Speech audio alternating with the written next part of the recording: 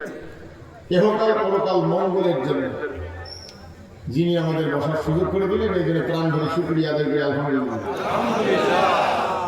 সেই সাথে আমাদের প্রাণ ভরা দরুদ ও সালাম রহমাতাল লিল আলামিন নবী মুহাম্মদুর রাসূলুল্লাহ সাল্লাল্লাহু আলাইহি ওয়াসাল্লাম।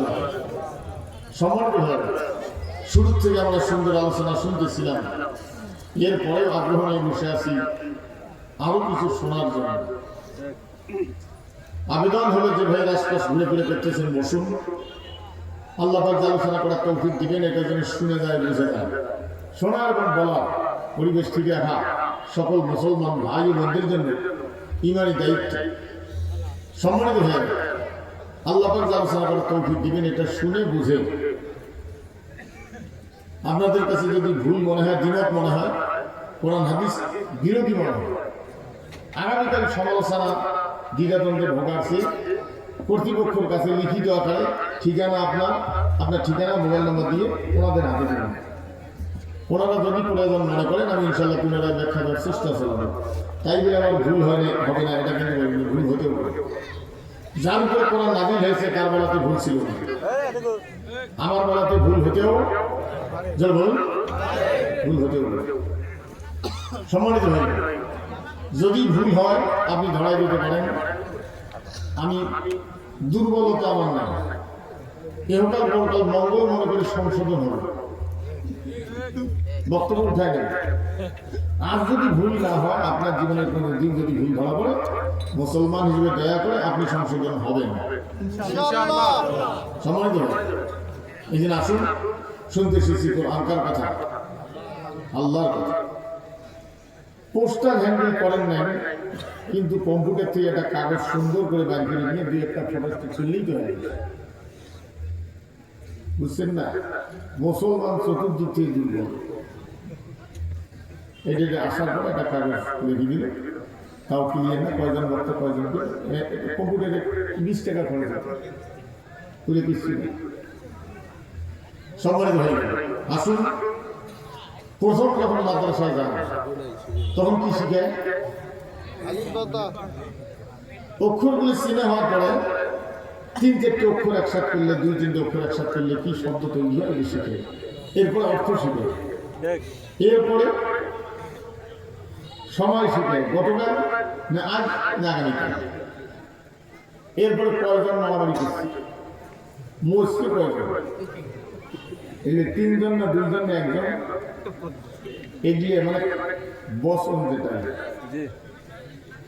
এখন এসব কিছু শেষ করার পরে কামেল ক্লাসে যখন উঠিয়ে কোরআনুল কারীমের উপরে ডিগ্রি নেয়, সে হয় মুফাসসির। হাদিসের উপরে নিলে বলুন মুহাদ্দিস। আজকে আপনারা কামেল ক্লাসে বসছেন, অনেকে মাদ্রাসার জীবনে জানবেন, 2-4 দিনের সুরে মুখস্থ করি নামাজ পড়েন। আমি প্রতিটা একটা চেষ্টা করবো আপনাদের যাতে বুঝে আসে, যাতে আপনি বুঝতে পারেন। এমন হাই থ্রোটের ভাষা উচ্চারণ করবো না যাতে আপনার বুঝতে সমস্যা হয়। আর গ্রাম্য ভাষা আমি চেষ্টা চালাবো আল্লাহ দিলে। আমার বাড়িও তো রাখিস, আমাদেরকে এদিকে অনেক সময় খোঁজে, বক্তব্যের জীবনটা কঠিন। গতবার ভালো ভালো লোক মন খারাপ করেন না, একটা লোক সংগঠন করলেই যে ভালো হলো তা না, ব্যক্তি চরিত্রের দুর্বলতা থাকতে হবে, নাকি বললেন? হ্যাঁ, ডায়েরি লেখছে, হ্যাঁ দেব, জামাতের রকম 10-12টা মাহফিলের দিন ফোন করে মাহফিল 12 দিন গেছে। এবারও কয়েকজন রকম, হুজুর আমি জানাতে রকম, আমি মাস্টার সুপার, আমি মাস্টার, ডায়েরি লিখছে, কোনো খবর নেই। বলে না, কোনো সমস্যা নেই, টাকা আপনার পাঠা দেবো, মাহফিল ঠিক আছে। আমি 3-4 দিন আগে জিজ্ঞেস করি, ভাই কী খবর? অন্যখানে মাহফিল আছে, তাড়াহুড়ো করি, কষা কাটায় মাহফিল চাচ্ছে, সোজা না হলে মাহফিল ঠিক আছে। 3 দিন আগে তো হজুর মাহফিল হবে না। আমার এই জন্য আর বিশ্বাস হয় না, মরা বা পুলিশ এসে বিশ্বাস হয় না, যতক্ষণ তুমি টাকা লাগবে না ততক্ষণ তো লিখতে হবে, হয় কি বসা হোক আর যাবে। আমার প্রশ্নের বয়সের প্রশ্ন 80,000, 90,000, 1 লাখ টাকা, 50,000 টাকা 30,000 দিচ্ছে, আর 20,000 না দিলে না আসি। কি কয় না কয় হুশ নেই, আধা ঘন্টাও বক্তব্য দেয় না। আর এলাকার কত আলেম আছে কামিল পাস 3 ঘন্টা তাফসীর শুনাইতে পারে, তার 20,000 টাকা দেয়। আমার জীবনের অভিজ্ঞতা, এক কামিল পাস ইমাম একটা খুতবা বৎসরে 4 বার দিয়েছে। ওই মসজিদের ইমাম খুব সুন্দর করে মানুষকে বুঝিয়েছে। ওক দেব মাসে 2,000, মাসে 2,000। আর ভাইয়ের বক্তা হচ্ছে 80,000 টাকা দিয়ে ওই ঘটনা পাইতেছে আধা টুকরো করি, তাও ভালো করে করবে না। ওই আধা ঘন্টা দিচ্ছে 80,000। মানুষের কি করবো, আক্কেল হয়ে নেই তো। আমার দিকে দেখুন, তাহলে আপনারা কোথায় বসছেন? কামিল করে শুনতে এসেছি কোরআন তার কথা। পঠিত একটা তর্জমা হলো, আল্লাহ বলছেন যে অবশ্যই অবশ্যই প্রত্যেক জাতির কাছে নবী রাসূল পাঠিয়েছি। তারা সে 2টে জিনিস মানুষের কাছে তুলে ধরেছে, একটা আদেশ করেছে আর একটা নিষেধ করেছে যে আমি বললাম দাসত্ব করো আল্লাহ, হুকুম মানো আল্লাহ, আইন মানো আল্লাহ, আর মানব রচিত আইনকে বর্জন করো। মানুষ যেগুলো বানাইছে সেগুলো বর্জন করো। আরে চা ছিলাম কয়েকটা, একটা চা দিবে কিপটে কিপটেই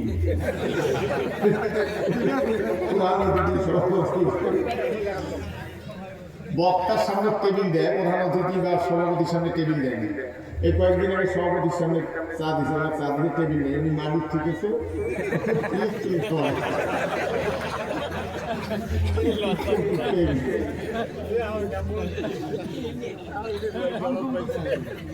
আমার দিকে দেখুন, কষ্ট হয় সম্মানিত ভাই।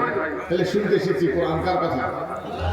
আসমানি কিতাবের শেষ কিতাব, এরপর আর কোনো কিতাব নাজিল হবে না। সম্মানিত ভাই, আমি আপনাদের ধৈর্যের বাদ ভাঙার আগেই আমি ইনশাআল্লাহ বিদায় নেব। আমার মানুষ হিসেবে দিনী ভাই হলো দিনী ভাই আমাদের সম্মানিত সভাপতি, কিন্তু দেশের বা সামাজিক সম্পর্কে আমার জানা নেই। আমার ভাস্তির ভাই, ওনার সচিব খুব ভালো মানুষ ছিল, আমরা খুব মানতাম, মানে কোনো সময় বেয়াদবি করতেন না। উনিও ডাক্তার ছিল, এত মানে ভালো লোক ছিল যে কোনো সময় নোংরা কথা আমরা জীবনে তার মধ্যে শুনিনি। কাউকে গালিগালাজ করা আমি শুনিনি। এবং ওনার দাদা শ্বশুর আরো ভালো লোক ছিল, গ্রামের একজন মহৎ ব্যক্তি ছিল। সম্মানিত ভাই, যাই তাহলে এই কোরআনুল কারীম নাজিল হইল কখন? যে সময় মানুষ মানুষের স্থানে ছিল না, পশুর চাইতে নিকৃষ্ট স্থানে চলে গেছিল। সন্ত্রাসীরা, আবু জেহেল ছিল ক্ষমতায় শৈল শাসক। আবু জেহেলের লোকেরা যা করত সেটা ছিল রাষ্ট্রীয়ভাবে হালাল। নোংরামি, খুন, ধর্ষণ যেগুলো করতে ছিল রাষ্ট্রীয়ভাবে হালাল। শৈল শাসক। সম্মানিত ভাইগণ, এক লোকের 2টা মেয়ে, বিবাহের উপযুক্ত মেয়ে, আর স্বামী স্ত্রী 2 জন পৃথিবীর মধ্যে আল্লাহ নাম নিতে গিয়া মুবারক শব্দ উচ্চারণ করেছেন। মক্কা ভূমির নাম নিতে গিয়ে কোরআনুল কারীমে আল্লাহ নিজে মুবারক শব্দ উচ্চারণ করেছেন।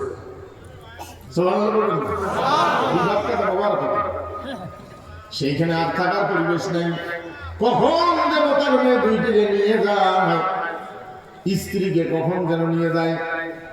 স্বামী স্ত্রী পরামর্শ করলো, এখানে আর থাকা যাবে না, পরিবেশ নাই, এখানে আর থাকা যাবে না, গভীর রাত্রে চলে যাব অন্যত্রে, যাতে করে মানুষ ঘুমন্ত অবস্থায় থাকে।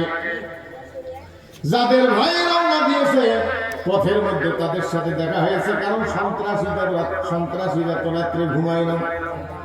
মানুষের খেদমত করার জন্য পরবত চাকু নিয়ে রাস্তায় রাস্তায় ঘোরে। সম্মানিত ভাইগণ, ভালো করে বুঝে না, ওরা বলছে কোথায় যাচ্ছ, কেন যাচ্ছ সেটা আমি ভালো করে জানি, আমরা ভালো করে বুঝতেছি। যাও, কোনো আপত্তি নাই, কিন্তু তোমার মেয়ে 2টিকে আর তোমার স্ত্রীকে 1 ঘন্টার জন্য আমাদের হাতে তুলে দিতে হবে। কোন বাপ চাই না তার মেয়েকে অন্যায়ভাবে কেউ হাত দেয়, ন্যায়ভাবে তো পারবে। ডাক্তার অস্ত্রোপচার করা ন্যায়ভাবে করবে, আপনার স্ত্রী যা ডাক্তার অস্ত্রোপচার করা ন্যায়ভাবে করবে। সম্মানিত ভাইগণ, কোন লোক চাই না তার মেয়েকে অন্যায়ভাবে কেউ হাত দেয়, স্ত্রী গা তরবারি বের করে লড়াই শুরু করলেন। কয়েকটা তরবারির মোকাবিলা করতে গিয়া ওই লোকটা তরবারি ভেঙে চুরমার হয়ে গেল। ওই লোকটাকে গরুর মতো হাত পা বাঁধিয়ে জমিনে ফেলায়া তার চোখের সামনে এবং পৈশাচিক নির্যাতন করলো তার স্ত্রী এবং তার মেয়েদের উপরে। তাদের রক্ত দিয়ে আরবের মাটি লাল হয়ে গেল। ঠিক সেই সময় আল্লাহ রাব্বুল আলামিন তার হাবিবকে পাঠাইলেন। 40 বছর পর্যন্ত আরব ভূখণ্ডে থাকলেন। আরববাসী তার চলাফেরায়, লেনদেনে, কথাবার্তায়, উঠে বসায় কোনো ভুল পায় নাই। শেষ পর্যন্ত বলছিল লোকটা সত্যবাদী। আল আমিন। আল আমিন যদি আইন দিয়ে হয় তাহলে হয় আল্লাহ রাব্বুল আলামিন, মহাবিশ্বের মালিক। আল আমিন যদি হয় আলিফ দিয়ে তাহলে হয় বিশ্ব। আল্লাহ নবী 40 বছর পর্যন্ত আর ভূখণ্ডে থাকলেন। তার কোনো শত্রু ছিল না। এক সিরিজের মাথায় গিয়া যখন দায়িত্ব পালন করার আদেশ আসে আল্লাহর পক্ষ থেকে, নবুয়তের দায়িত্ব পালন করার, এতদিন যারা বলছিল সত্যবাদী, এখন তারা বলতেছে মিথ্যাবাদী। ভালো করে বোঝানো, নবীগণকে আল্লাহ নবী হিসেবে দুনিয়ায় পাঠান, নির্দিষ্ট দায়িত্ব পালন করার অনুমতি জানিয়ে দেন। তা না করে যদি পৃথিবীর মানুষকে বলা হতো তোমরা ভোট দিয়ে নবী বানাও, রাতারাতি মদরু জেনারু গান্ধারুরা নবী হয়ে যেত। মাইন্ডের পিডন দিয়ে বানাই যে দেখো দিলে ভোট পেয়েছে। যে দেশে 17 বছর জীবিত মানুষ আমরা ভোট দিতে পারি না, জীবিত মানুষ আমরা ভোট দিতে পারি না, মরা মানুষকে কবর দিয়েছি, রাতে ভোট দিয়ে ফজরের আগে আবার কবর দিচ্ছি।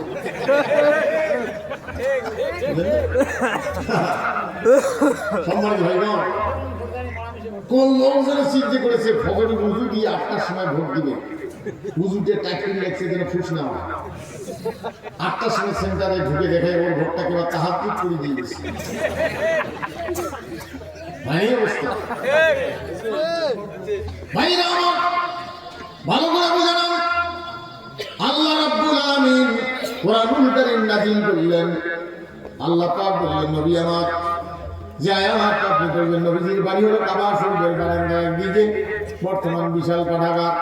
আর আবু জেহেলের বাড়ি হলো কাবা শরীফের বারান্দার আর একদিকে লাইনধারা পায়খানা দিয়ে ভর্তি, দোতলা পায়খানা।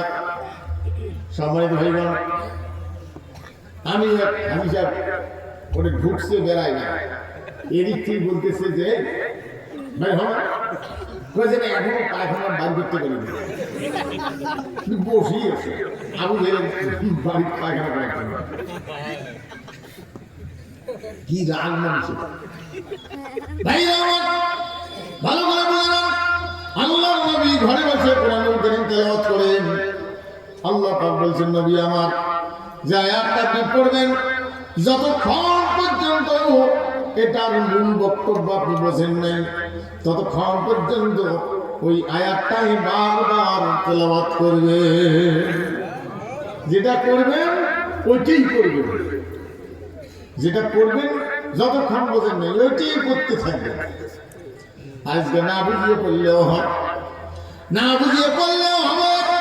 আল্লাহ বলেন নাই, রাসূল বলেন নাই, সাহাবায়ে কেরাম বলেন নাই, এটা বলছে বিদেশ। কারণ বিদেশেরা জানে মুসলমানেরা যদি কোরআন বুঝিয়ে পড়ে, এই মুসলমানেরা মরে গেলেও আমাদের তৈরি আইন মানতে রাজি হবে না। এই জন্য মুসলমানদের বুঝিয়ে করে না বুঝিয়ে পড়লেও হয়। এই দেশ ভারতবর্ষ, মায়ানমার, বাংলাদেশ, ইন্ডিয়া, পাকিস্তান, কাশ্মীর, আফগানিস্তান, এটা গোটাটা ছিল একটা দেশ। 750 বছর কোরআন ছিল সংবিধান। সুবহানাল্লাহ বলেন। খ্রিস্টানেরা এই দেশ দখল করে নিয়ে কোরআন সরাই দিয়া মাত্র 2টা আইন রাখছে। একটা হলো বিবাহ তালাক আর একটা হলো জমিনের ভাগ বাটোয়ারা। এই 2টা আইন কোরআনের, বাংলাদেশের 2টা আইন হলো কোরআনের, আর বাকি যত আইন আছে সব খ্রিস্টানের, একটাও আল্লাহর নয়। সম্মানিত ভাইগণ, ভালো করে বুঝে না হারে দুনিয়া। তাহলে কোন খ্রিস্টান যদি আসি বলে আমি একটা আইন তৈরি করছি আল্লাহর চাইতেও ভালো, আপনারা মানতে রাজি? যদি জোর করি মানে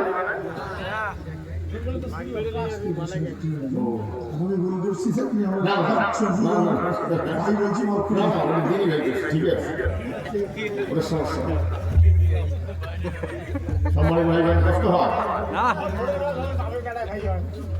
আমার দিকে দেখুন, একটু জোরে সরে করেন আল্লাহুম্মা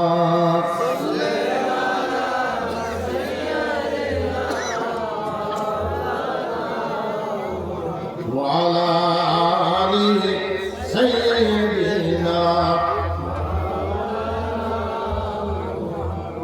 সম্মানিত ভাইগণ, কোন খ্রিস্টান যদি আসি বলে যে আমি একটা আইন তৈরি করছি আল্লাহর চাইতেও ভালো, আপনারা মানতে রাজি? যদি জোর করে মনে হয় মানতেছে এর নাম বর্তমান ষড়যন্ত্রের বেড়াজারে আবদ্ধ মগজ মুসলমান। মানতেছে এখান থেকে উঠে পড়ে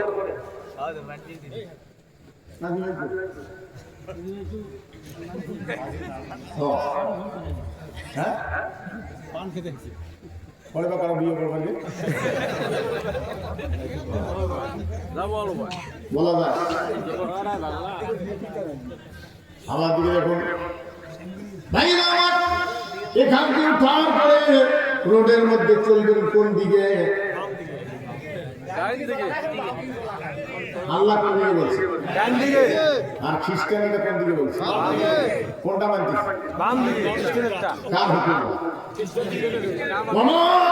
খালাকাতুল জিন্না ওয়াল ইনসা ইল্লা লিয়াবুদুন।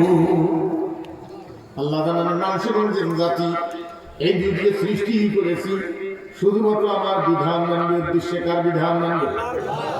ইবাদত মানে বিধান মানা, ইবাদত মানে আইন মানা, ইবাদত মানে হুকুম মানা, ইবাদত মানে গোলামি করা, ইবাদত মানে আদেশ এবং নিষেধ মানিয়ে চলা, ইবাদত মানে সংবিধান মানা। বলেন তো আমরা কার ইবাদত করি? আল্লাহ। আল্লাহ বাংলাদেশের কোর্ট কাছেই চলছে কার আইনে? 1840 খ্রিস্টাব্দে মিস্টার 511 আইন বানাইছে। সম্মানিত ভাইগণ, কোরআন আইন সরাই দিলে তারা তৈরি করেন বসাই দিছে। এখন বিচার হচ্ছে কার আইনে? খ্রিস্টানের আইনে। আর আল্লাহর আইন তেলাওয়াত করে মুসলমান চুমু খাচ্ছে।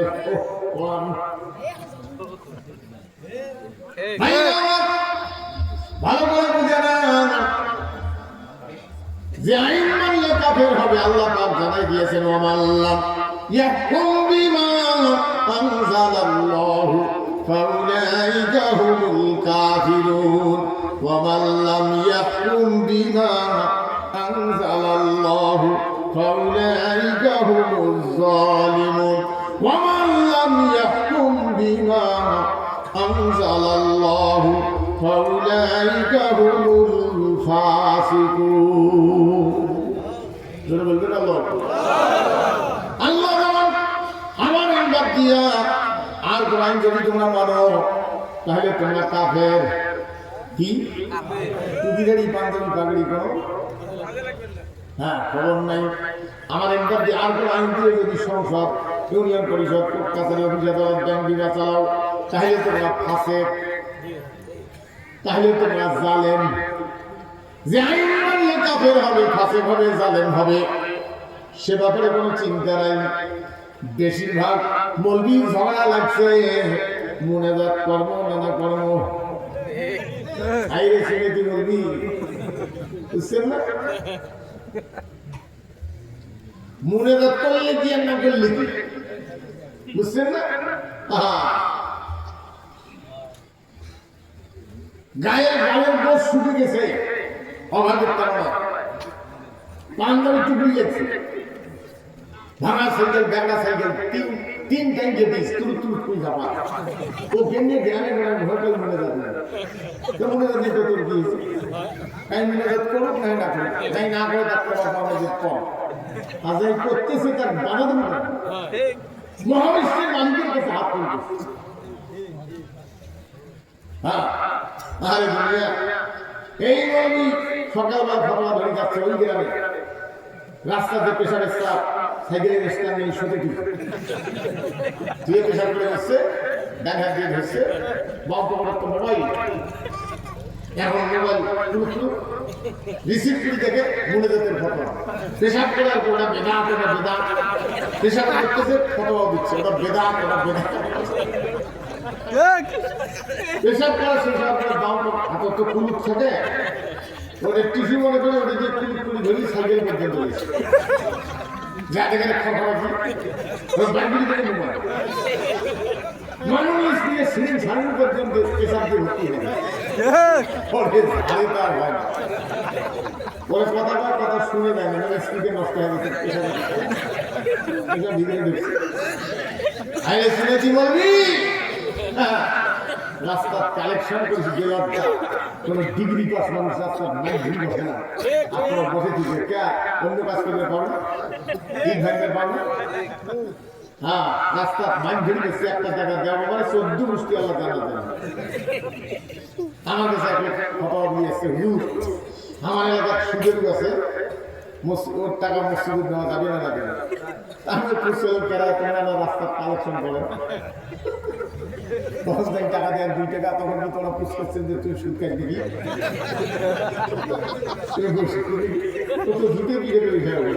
ওখানে লাইন দেয় তারে টাকা দেন আর ওদের গ্রামে ফটোয়া বলি আসছে কি বদের বদ সম্মানিত হয়ে কষ্ট হয় হ্যাঁ উল্টোটা বোঝেন না আমি তো বিরোধী না সম্মানিত হয়ে গেল এখন ওই কোনো জায়গার ভাষা কোনো জায়গার গালির সমান মমিষের কিছু ভাষা আছে বিকেলে জুতে ধরে খাওয়া পাশার যে কথাটা কয় নোয়াখালীর কিছু ভাষা আছে শুনলে রাগলি যাবে নোয়াখালী বলবি উত্তরাঞ্চলে বাস করে গেছে ওরা তো টক পায় ঠক মহিলা হিসেবে বাস করতে গিয়ে এমন বাস করছে মহিলাকে স্যান্ডেল ধরে প্যান্ডেল দিয়ে গেছে হয়তো ভেঙে পেছনে না সম্মান ভাই উর্দু ভাষী মুরগি বেচায় বাঙালি মুরগি ধরিয়েছে শুকলি যাবে উর্দু ভাষী কিনতে গেছে তো হয়তো বাংলা বলতে পারে না জিজ্ঞেস করেছে মুরগি কেতনা রুপিয়ে হোগা আর ওই এলাকায় মুরগির 5-8 হোগা এইদিকে না তা এইদিকে হোগা বাবা জিজ্ঞেস করেছে মুরগি কয় টাকা কেতনা রুপিয়ে হোগা এইদিকে মাথা এইদিকে হোগা কি বদের বদ সম্মানিত হয়ে গেলেন কষ্ট হয় ভালো করে বোঝানো এই জন্য কোরআনুল কারীম পড়তে এবং বুঝতে হয় তাহলে আল্লাহর নাম কয়টা বাকিগুলো কার এগুলো পরিবর্তন করা ফরজ না নফল যারা পরিবর্তন করতে চান 17 বছর বাড়ি ঘুরাইতে পারে না অন্যায় ভাবে ফাঁসির মঞ্চে ঝুলিয়ে মেডিকেল ইনজেকশন দিয়ে আসছে গুম করেছে আজ পর্যন্ত লাশ খুঁজে পাওয়া যায় নাই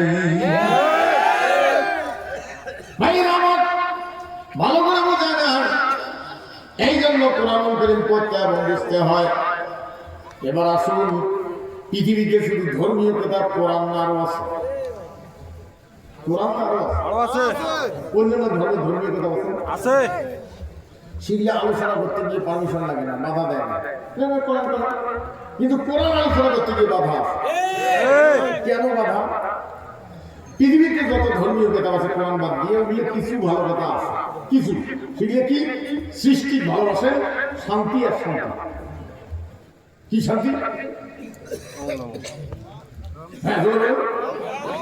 হ্যাঁ কোরআন না জানা থেকে ওটা তো জানা এই ভিতর মধ্যে একজন মুরব্বী হিন্দু মানুষ খুব সুন্দর জ্ঞান ভাষাদের কবিতে কয় একটা দারুণ লাগে এই ব্যাপারে আছে আমি ফেসবুকে দেখছি বাড়ি ভিতর মধ্যে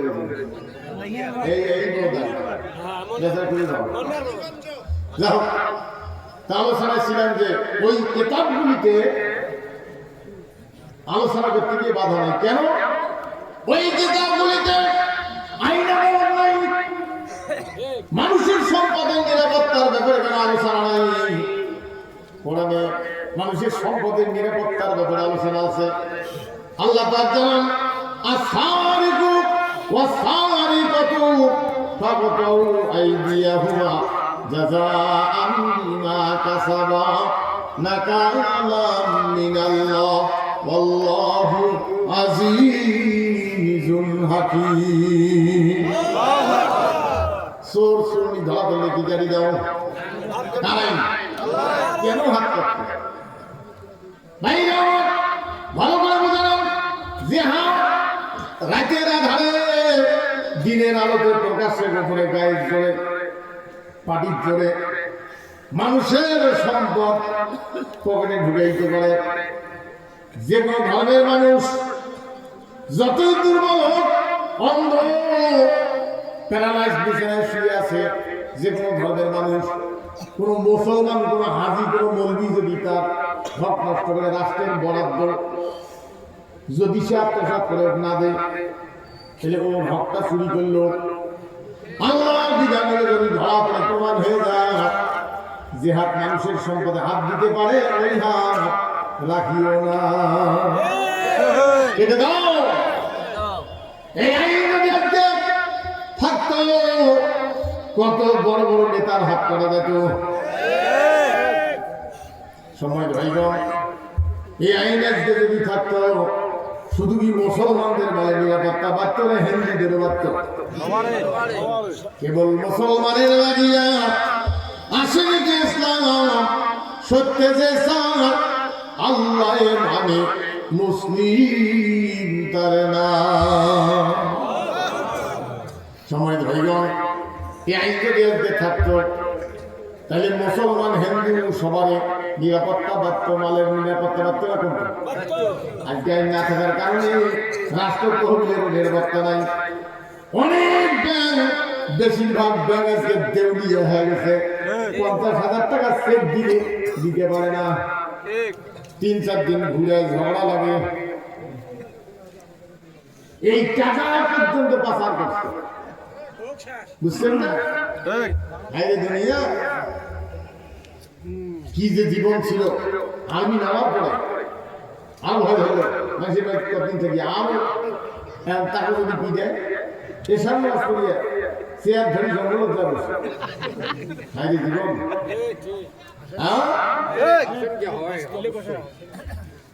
ওদের ভয়। আমাদেরকে যদি কত ধরনের ইনসাল করতো। এক লোক কোরবানি লাগে, একটা খাসি কিনে ভেঙে আগামীকাল কোরবানি, রাস্তায় পাঠা পাতা দাঁড়িয়ে আছে গাছের তলে, অনেক খাসির দিকে ব্যাং গাইছে, করতেছে খাসিরে কোরবানি করবে, পাটা ব্যাং গাইছে। খাসি যদি খাইতে ফিরে বলো কোরবানি করবে, ব্যাং গাইছে। খাসি কয় যে আমার কোরবানি করে, সেটা আমি ভালো করে জানবো। আমার কোরবানি করার আগে মনে করবে, তুমি মাতার দিবে, পশ্চিম দিকে দাঁড়াবে, ধাপাস করে ফেলাবে না, আদরে সবাবে, বিসমিল্লাহি আল্লাহু আকবার বলে কোরবানি করবে। আমি আল্লাহর রাস্তায় কোরবানি হবো, ওরা আমার গোশ করে সব পাবে, আমার জন্য ভিন্ন হবে। কিন্তু তুই আমার দিকে টাঙ্গাইছিস, অন্য করিস, খেয়াল রাখিস তোর জন্য কালি দিয়ে আসছিস, মাথায় করে কালি দিয়ে উল্টে বসে ঠ্যাং ভাঙি পিড়ি গেছিল, করিয়ে টানিয়ে ঠিক হয়ে রশি লাগে, টানি লম্বা করিয়ে রাম রাম করতে করতে দিবে চটকি দেবো। সেই পাঠাগুলো অতিথি না বানাইল, সভাপতি না বানাইল, মাহফিল পাড়া অতিথি, আরেক পাড়ার সভাপতি, আর কেসিও পাড়াগুলো তার সাথে আছে। সেই পাড়াগুলি এখন বাড়িতে নাই, বাড়ির টঙ্কাল করিয়েছে, বাড়ি থেকে হাত দিকে করিয়েছে, বুঝছেন না? কেসিও কাটা দিলে হাটে বাজারে ওদের জ্বালাতে থাকা যায় না, এখন চুপ হয়ে গেছে, বুঝছেন না? কুত্তে যেমন ভয়তে পতাকা মিশতে হয় না, পতাকা উপর ভয় থাকে না, পতাকা বোঝেন না?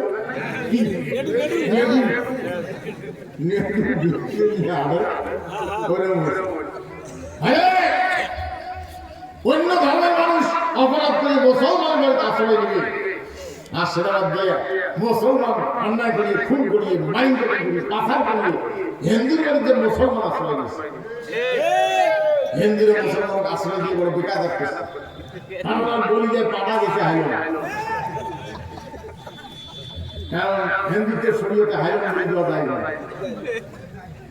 এমন মোদীকে হাইল সারা সারা মোদী ফির সারা রান্না শুনছিল নিজের বউ নিজেরও সামনে কথা বলবো না।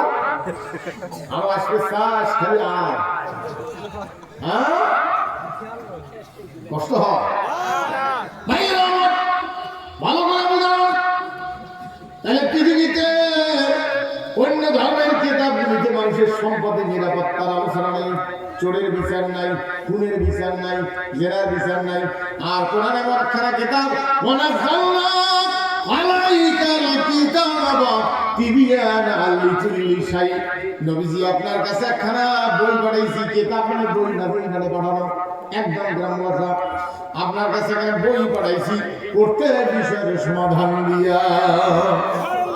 বলবেন না সুবহানাল্লাহ?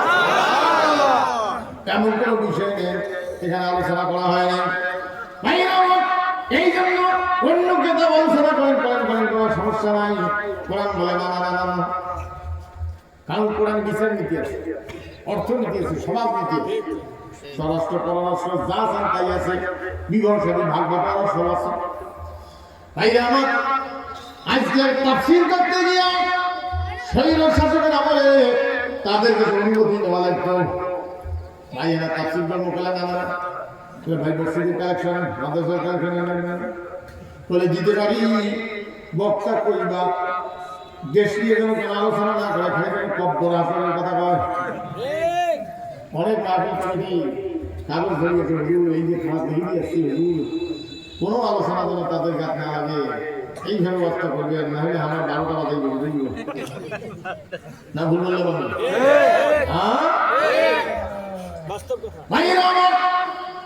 ভালো করে বোঝানো। এই পৃথিবীতে ইমানের মধ্যে যদি কোনো দুর্বলতা থাকে, কান থেকে শুনে নেন, ইমানের মধ্যে যদি কোনো দুর্বলতা থাকে, যতই নামাজ কালাম করেন কোনো লাভ হবে না। বিশ্বাসের মধ্যে যদি দুর্বলতা থাকে, আর যদি বিশ্বাসের মধ্যে কোনো দুর্বলতা না থাকে, কর্মের মধ্যে ভুল হতেও পারে। মানুষ আমরা কর্মের আর কি হলো আমল, হাল বাইতে গেলে গরুত্ব ফাল লাগতেও পারে। যাই জীবনে হাল বাড়ি সে যদি বলে যে আমার জীবন হইল, আমি জীবনে গরুত্ব ফাল লাগাইনি, আর কিন্তু হালে বসে, বুঝছেন না? তা হাল বাইতে গেলে গরুত্ব ফাল লাগাই ফেলছে কাজের লোক। বাড়ি এসে পরে মালিক গল্প করে করে আসতেছে, মালিক কি ওই এই কথা শোনার পরে লাঙ্গলের ফল কি ওই কাজের লোকটা থেমে ঢুকি দেয়? একটু রাগ করে এই সাবধান, এরপরে যেন না সাবধান।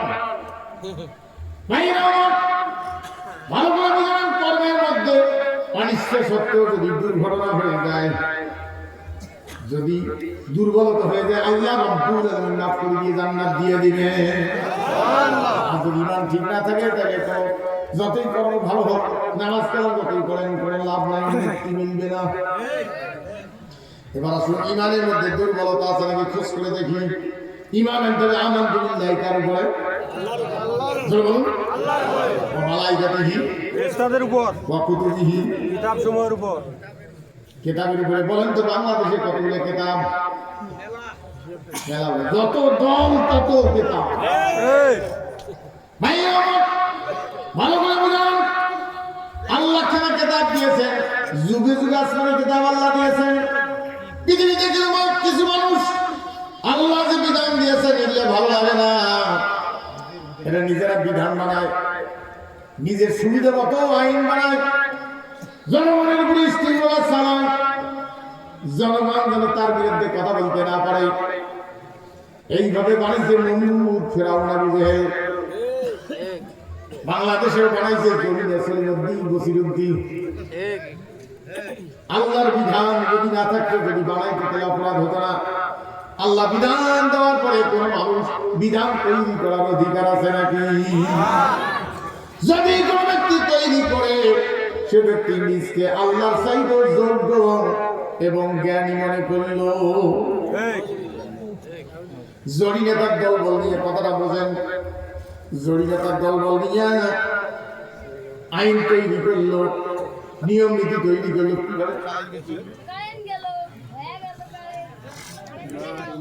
ন্যায় কাইন্ডে মা